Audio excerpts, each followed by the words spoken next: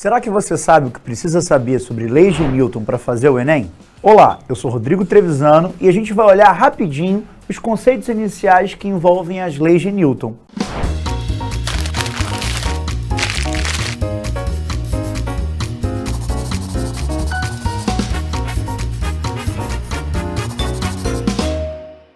Se a gente pensar em leis de Newton, a gente está numa parte da física determinada por mecânica, estudo dos movimentos. E dentro da mecânica, a gente está olhando para o que a gente vai chamar de dinâmica. E qual é a preocupação da dinâmica? Discutir as causas da variação de movimento. E é isso que a gente vai discutir nas leis de Newton. Newton vai partir de um princípio fundamental. O movimento não precisa de explicação. Como assim o movimento não precisa de explicação? A tendência de um corpo em movimento é continuar o seu movimento, com velocidade constante e trajetória retilínea. A tendência de um corpo parado é continuar parado. Então, a gente já tem aí a primeira lei, que é chamada de princípio da inércia, ou primeira lei de Newton. Perceba que Newton não é o primeiro a falar sobre inércia.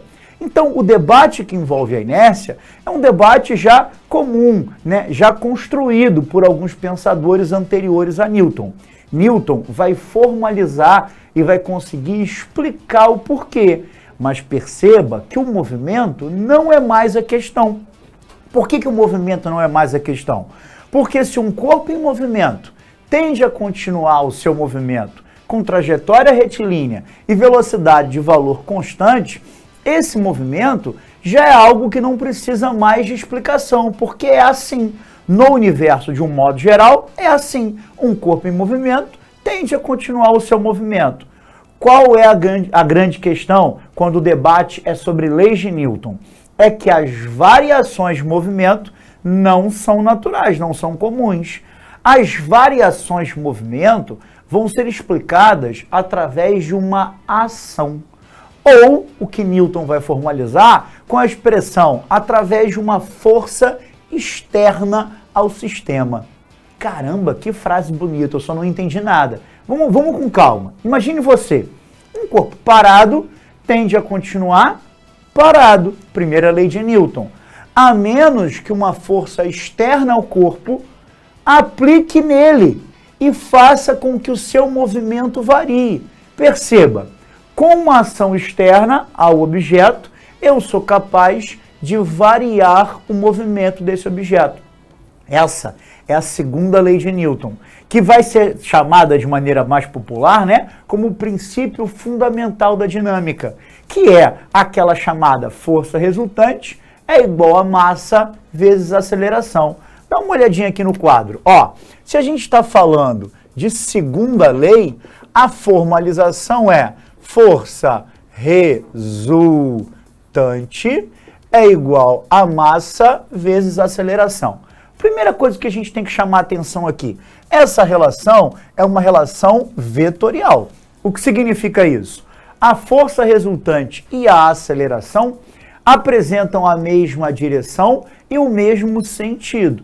Significa que a aceleração ela surge em consequência da existência de uma força resultante. Agora, eu não quero que você se atente à fórmula, eu quero que você se atente ao conceito que está associado a ela. Aceleração. Você lembra da equação base de aceleração? A aceleração é igual a ΔV sobre ΔT. Mas volto a dizer, pensa no conceito. Aceleração envolve variação de velocidade.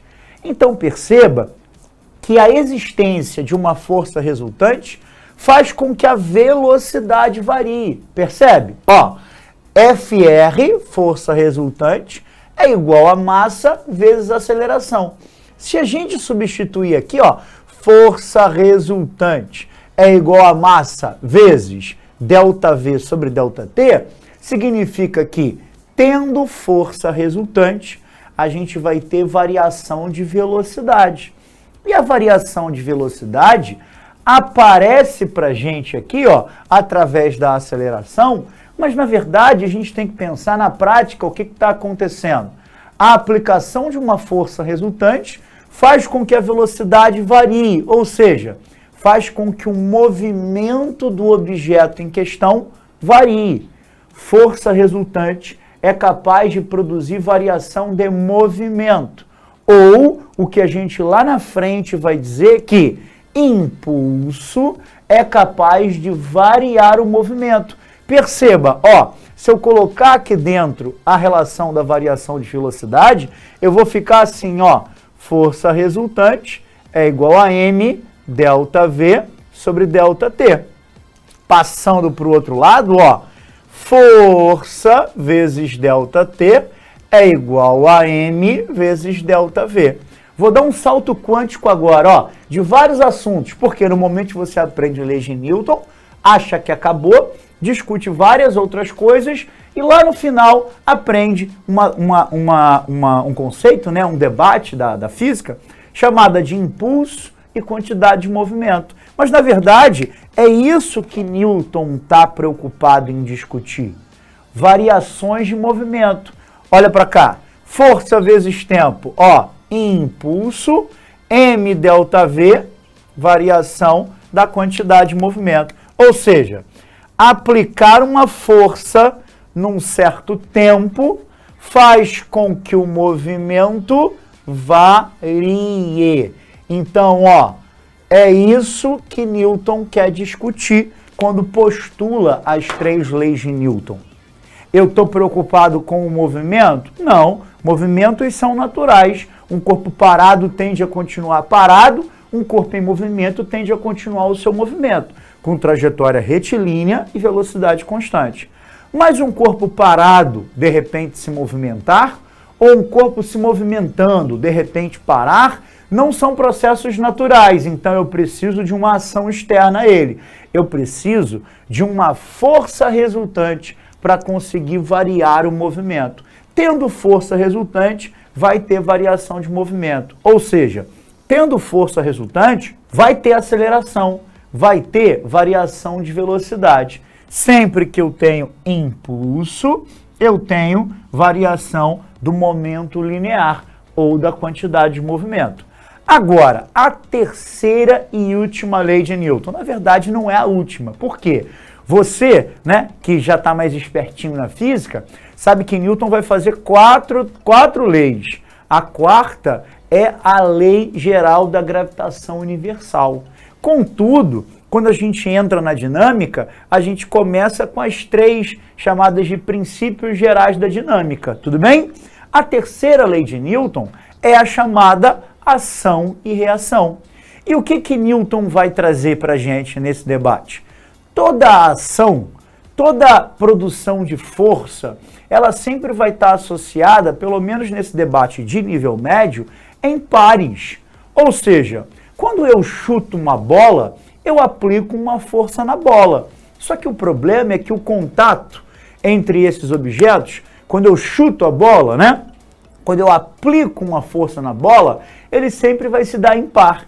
Eu aplico uma força na bola, ao mesmo tempo que a bola aplica uma força no meu pé. Esse processo é simultâneo, que é o que ele vai chamar de ação e reação. Se ao invés de chutar uma bola, eu chutasse um tijolo, eu ia machucar o pé. Mas olha como a coisa não é tão simples, não é tão óbvia. Claro que você vai machucar o pé, mas para pensar.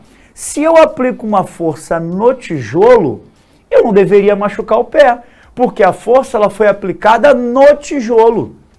Se a força foi aplicada no tijolo, o tijolo quebraria e meu pé ficaria perfeito. Só que o problema é que se a força no tijolo é grande, a reação no meu pé também é grande. Percebe? Então, para Newton, as forças vão se construídas sempre em pares de ação e reação.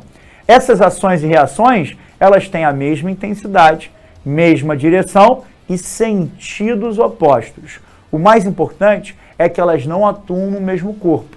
Eu apliquei uma ação no tijolo, a reação está no meu pé. Tudo bem?